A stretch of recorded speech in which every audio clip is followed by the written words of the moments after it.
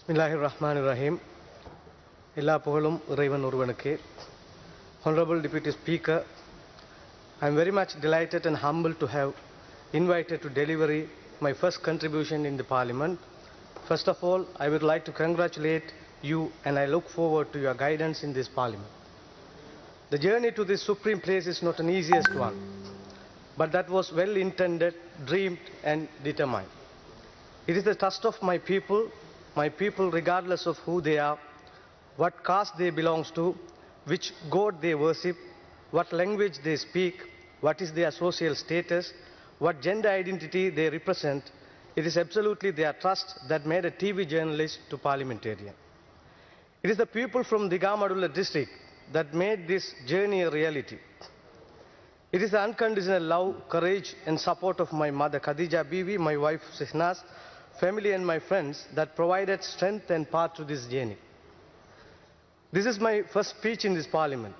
I hope you will indulge me if I take a moment to thank the people of Ampara district for placing their trust in me as their representative, especially the people from Sammandurai, Virakamam, Navidanvali, Varapatanjene, Mardamunai, Kalmunai, Nindavur, Attalachene, Olivil, Palamunai, Akkarepatru, all the areas. I'm going to thank for all. I'm deeply honored to be the first ever member of Parliament from all Ceylon Makkal Congress. I would like to express my sincere gratitude to my party's passionate and courageous leader, Honorable Rishad Badiuddin, for giving me an opportunity to represent the party in Digamadulla district. And I also want to express my sincere thankfulness and appreciation to my fellow candidates who their hard work in the election campaign. It is humbling and deeply touching to receive the support of so many people as part of my journey to this Parliament. With a sense of responsibility that I stand here more than 43 years later, I have been chosen by people to this Parliament from Pothuwil, a beautiful town in the east coast of Sri Lanka. My parents, Mira Labi Safiul Mudnabin and Mira Sahibu Khadija Bibi, were not from a wealthy background, but they did what they needed to do to provide for their 4 children. My mother often said, if you want something badly, you have to work hard to earn it. Honorable Speaker, one day during my campaign, an elderly mother from Pothuwil came to me. I have never seen her before. She looked at my face. She could not talk, though she wanted to talk. I was highly overwhelmed. She gave me 10 rupees as donation to run my campaign. I wholeheartedly accepted it. She is one of my people. I am here to represent my people. I am proud to say that my entire election campaign was funded by people. Yes, 100% fully funded by people. I strongly believe that no amount of money can buy people's movement. No amount. There is no price tag for having a movement with the people who are courageous by their true enthusiasm and hope to make a difference in their community. People's movements is a priceless hope. My journey to Parliament was a whirlwind. I found myself facing a 5-week sprint to the finish line. There were many people who believed it would be impossible to run a successful campaign in such a short period. But I have trusted my people and they have put their trust on me.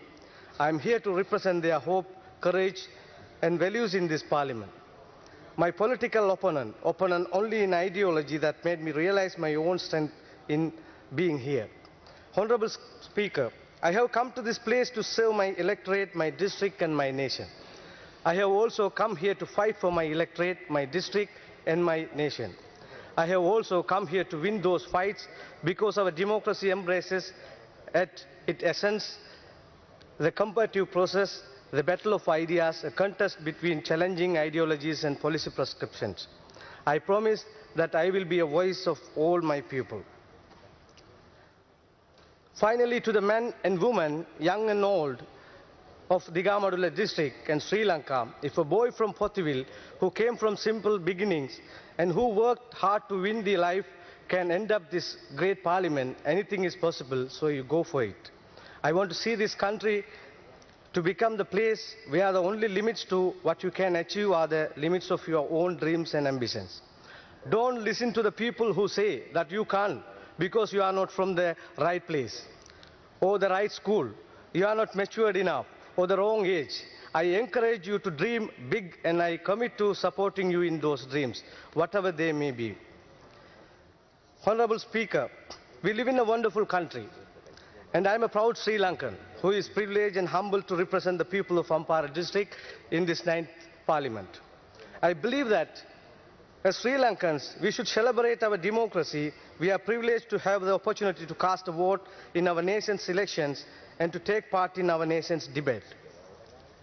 Our democracy is made stronger by the participation of more Sri Lankans in political conversation, and as a member of parliament, it will be my priority to engage with as many voters I can to ensure the voices of our quiet Sri Lankans in Ampara district are represented in this parliament.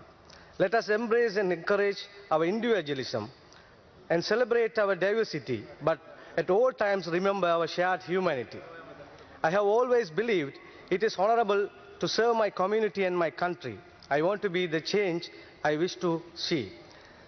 கௌரவ சபாநாயகர் அவர்களே, நான் என்னுடைய தாய்மொழியான தமிழ் மொழியிலும் சில வார்த்தைகள் இங்கே உரையாற்றலாம் என்று விரும்புகின்றேன். என்னை பொறுத்தளவிலே நான் ஒரு ஊடகவியலாளனாக பணியாற்றிய போது யாதும் ஊரே யாவரும் கேளீர் என்ற ஒரு தொலைக்காட்சி நிகழ்ச்சியை நான் நடத்தியிருந்தேன்.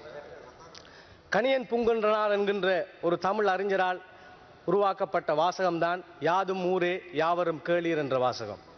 அது என்ன சொல்கிறது என்றால், எல்லாமே எனது ஊர், எல்லோரும் எனது மக்கள் என்கின்ற கருத்தை பிரதிபலிக்கின்ற வார்த்தைகள் அவை. என்னுடைய தொலைக்காட்சி நிகழ்ச்சிக்காக வைத்த தலைப்பு மட்டுமல்ல, அது என்னுடைய முழு வாழ்க்கையும் யாதும் ஊரே யாவரும் என்னுடைய மக்கள் என்கின்ற ஒரு எண்ணப்பாட்டோடு வாழ்பவன் நான். என்னை பொறுத்தளவில் என்னுடைய பிறந்த ஊரான பொத்துவிலை எடுத்துக்கொண்டால் கூட நான் பிறந்து வாழ்ந்த இடத்திலே தமிழ் சகோதரர்கள், சிங்கள சகோதரர்கள் என்று எல்லோரும் ஒருமித்து வாழ்கின்ற ஒரு சூழலை நான் அந்த இடத்தில் காண்கின்றேன்.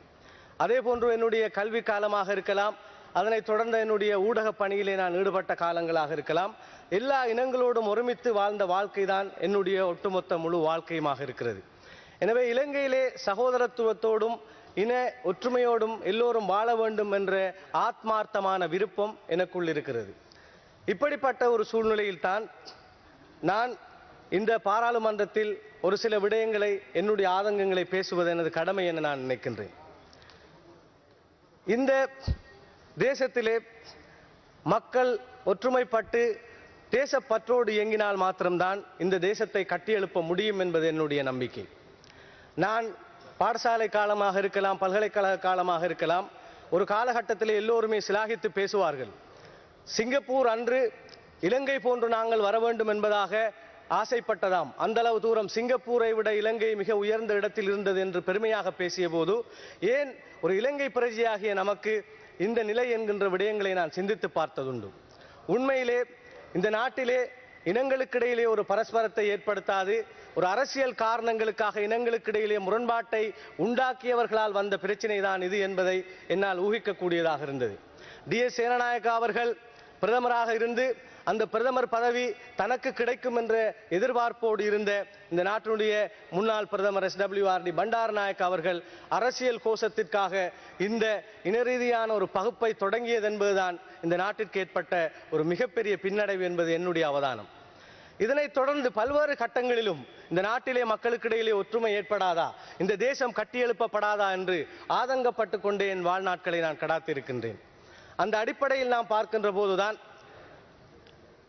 முன்னாள் ஜனாதிபதி தற்போதைய பிரதமர் கௌரவ மஹிந்த ராஜபக்ஷ அவர்கள் 2009ஆம் ஆண்டு யுத்தத்தை இந்த நாட்டிலே முடிவெடுத்தியதன் பிற்பாடு அழகான சில வார்த்தைகள் பேசினார். இந்த நாட்டிலே 2 இனங்கள் தான் இருக்கின்றார்கள். ஒன்று இந்த நாட்டை நேசிக்கின்ற இனம், இன்னும் ஒன்று இந்த நாட்டை எதிர்க்கின்ற இனம் என்ற கருத்துப்பட அவருடைய உரை அமைந்திருந்தது. அந்த உரை இந்த நாட்டிலே எந்த மக்களை ஈர்த்ததோ இல்லையோ, என்னை மிகவும் ஈர்த்த ஒரு வார்த்தையாக அது இருந்தது. எனவே இந்த நாட்டை நேசிக்கின்ற மக்களை ஒன்றுபடுத்தி எமது ஜனாதிபதி இந்த நாட்டை கட்டியெழுப்புவார், இனப்பாகுபாடுகளை இல்லாமல் செய்வார், சகல மக்களுக்கும் சமமான உரிமைகளை வழங்குவார் என்று நான் எதிர்பார்த்தேன். ஆனால் அந்த ஆட்சியிலே அந்த நிலை எய்தப்படவில்லை. யார் காரணம் என்று விரல் சுட்டுவதற்கான ஒரு தருணமும் இது அல்ல, அந்த தேவையும் எனக்கு இப்போது இல்லை என்று நான் உணர்கின்றேன். ஆனால் ஒரு சாதாரணமாக இந்த நாட்டை நேசிக்கின்ற பிரஜையாக நான் மிகவும் மனவேதனைப்பட்டேன். அதன் பிறகு நல்லாட்சி அரசாங்கம் வந்தது. நல்லாட்சி அரசாங்கம் என்பது 3/2 பெரும்பான்மை கொண்ட ஒரு அரசாங்கமாக இருந்தது. புதிய அரசியல் யாப்புக்கான கதவுகள் திறக்கப்பட்டன. ஒரு ஊடகவியலாளராக புதிய அரசியல் யாப்பு வர வேண்டும், சகல இனங்களினுடைய கௌரவம் அந்தஸ்து பாதுகாக்கப்பட்டு இந்த அரசியல் யாப்பு முன்கொண்டு செல்லப்பட வேண்டும் என்ற பெருவிருப்பத்தோடு நான் இருந்தேன். எனவே இப்படியான சூழ்நிலையிலே இந்த அரசியல் யாப்பு முயற்சியும் கூட வெற்றி அளிக்கவில்லை. இறுதியாக தற்போதைய ஜனாதிபதி கோட்டாபய ராஜபக்ச அவர்கள் வந்தார்.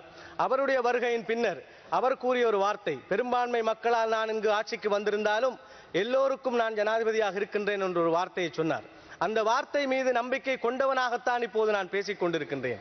அந்த வார்த்தை மீது நம்பிக்கை கொண்டு இந்த நாட்டை கட்டியெழுப்ப வேண்டுமாக இருந்தால் எங்களுடைய நீதி அமைச்சர் அலி சப்ரி அவர்கள் தேர்தல் பிரச்சார மேடைகளில் பேசுகின்ற போதெல்லாம் ஒரு லீக்குவானி மாதிரி, அதே போன்றும் ஒரு மஹதீர் முகமது போன்றதான ஒரு தலைவர் எமது நாட்டின் தலைவர் என்று அடிக்கடி சொல்வார். ஒரு லீக்குவானியாக இருக்கலாம், மஹதீர் முகமதாக இருக்கலாம், ஏன் தென்னாப்பிரிக்காவை ஒருங்கிணைத்த நெல்சன் மண்டேலாவாக இருக்கலாம். முதலிலே நாட்டில் ஒரு ஒருங்கிணைப்பை ஏற்படுத்தி ஒரு தேசப்பற்றை ஏற்படுத்தியதன் பிற்பாடுதான் இந்த நாட்டை கட்டியெழுப்ப முடியுமானதாக இருந்தது.